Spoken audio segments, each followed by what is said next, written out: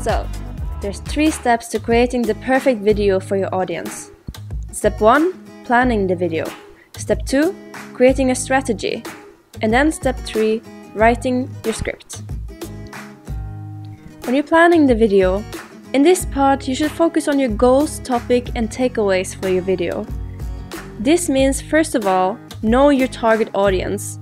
Who do you want to watch your videos? And what are they interested in? You want to talk directly to them. Secondly, you want to stay relevant to your topic.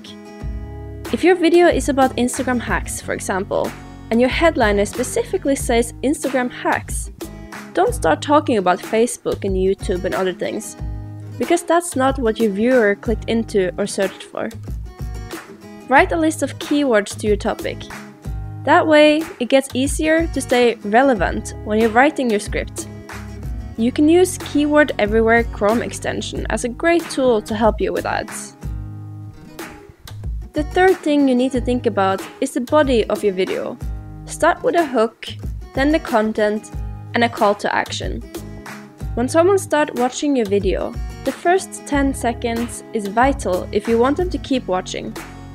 You need to hook them in with something juicy they just cannot resist leaving out on.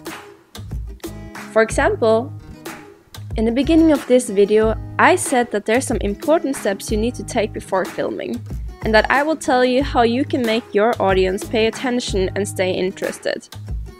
So the people who want their own audience to pay attention and stay interested will probably continue to watch. And then you can go on with your content.